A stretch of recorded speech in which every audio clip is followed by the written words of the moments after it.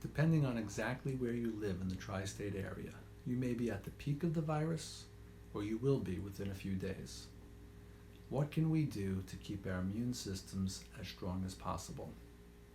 Other than the nutritional supplements that I have already spoken about, and will reiterate, there are other things that each of us should do to stay as strong as possible, especially as some of the shelter-in-place restrictions begin to be lifted in the near future, since this may cause a bump up in coronavirus transmission.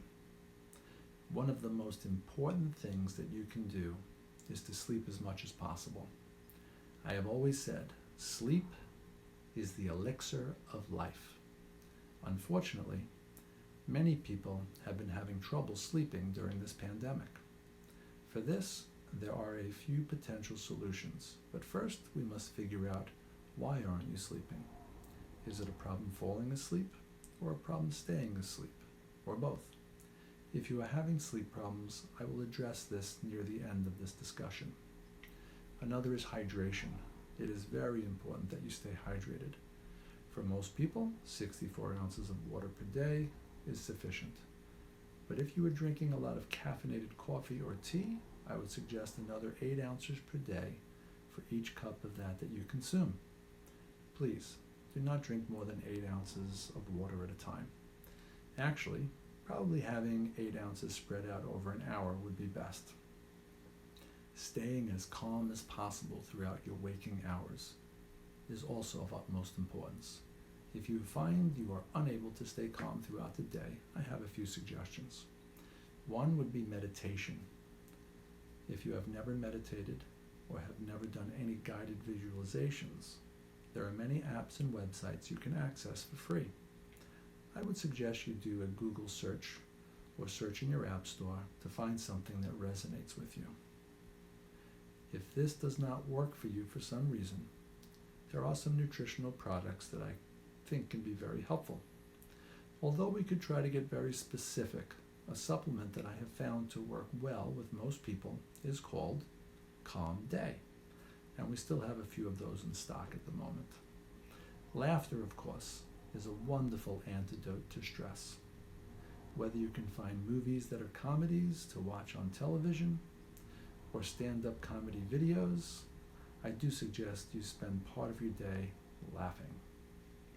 Exercise, this is another amazing antidote to stress, but I do have to warn you that I have seen a number of emergency visits in the past month due to people starting new exercise regimens or exercising either too frequently or at a much higher intensity than in the past.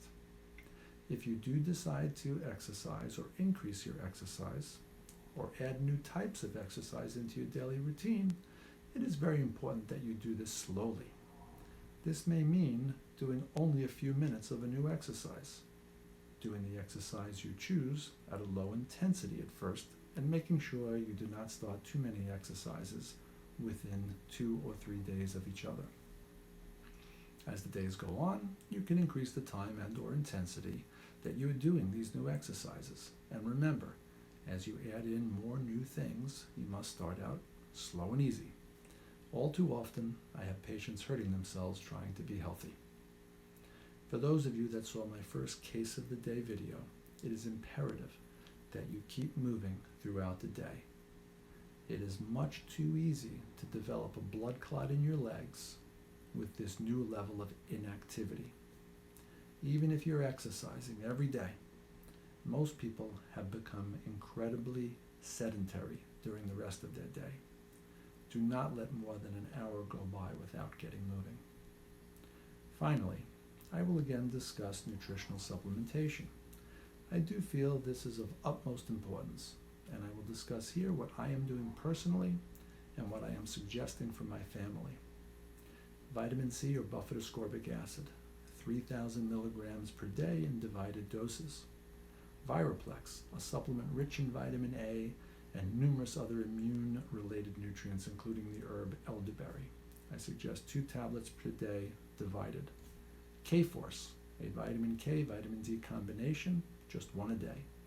Thymus gland supplement, either Thymuplex or Thymulus, between 2 and 4 per day, depending on the state of your immune system and if you have any underlying medical conditions.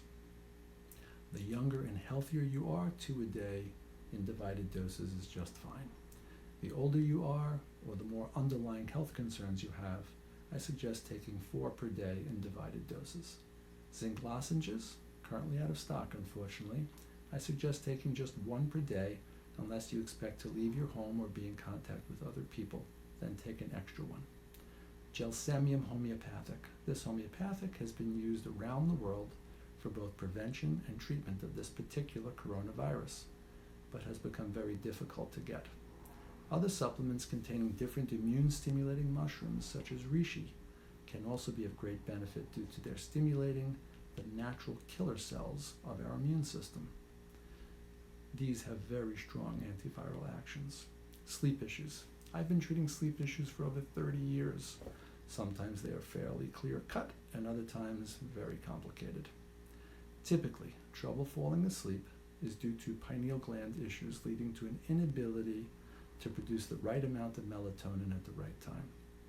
I don't usually find that the majority of patients get much help with just taking melatonin as a supplement though. Also, if trouble falling asleep is your issue, sometimes there is a need for calcium and or magnesium before bed. If you feel that your trouble sleeping is due to anxiety, then typically taking a supplement with GABA in it and possibly some sedating herbs such as valerian, hops, or passion flower can be helpful. But due to the controversy over the herb kava kava, if you have never taken it before, I don't suggest you start taking it now. If you are having trouble staying asleep and find yourself waking up at a specific time and then having some trouble falling back to sleep, that is typically a problem in the acupuncture system. And if you are lucky, there is one specific acupuncture point that would need to be treated. The 24-hour day has been broken up into 2-hour time segments in the acupuncture system, and each 2-hour segment relates to a different acupuncture circuit. There is a specific point called a Harari point on each of the acupuncture circuits relating to its 2-hour time segment. If this seems to be your case, please contact me to discuss it. If you are having trouble staying asleep, but you wake up at random times and have some trouble falling back, that is often due to either your pineal gland not being able to continuously put out the proper amount of melatonin throughout the night, or due to a depletion of certain B vitamins due to either stress or you're lacking good probiotic flora in your intestines. The good bacteria of the intestines not only make vitamin K, but they also make B vitamins. If you find that you are waking up in the middle of the night and the only way you can fall back to sleep is to eat something, that is usually due to hypoglycemia, low blood sugar. And it behooves you to eat something that is rich in protein and possibly with some complex carbohydrates before bedtime. Typically nuts are a good choice, but you could definitely have some cheese or even a hard-boiled egg. But not simple carbohydrates like rice, pasta, potato, or anything sugary, anytime within a few hours of going to bed. If you have any questions about any of this information, please feel free to text me or call me, if you don't text, at 631-766-3041, or respond to this email. Generally, texting is better for a quicker response. Stay safe and be well.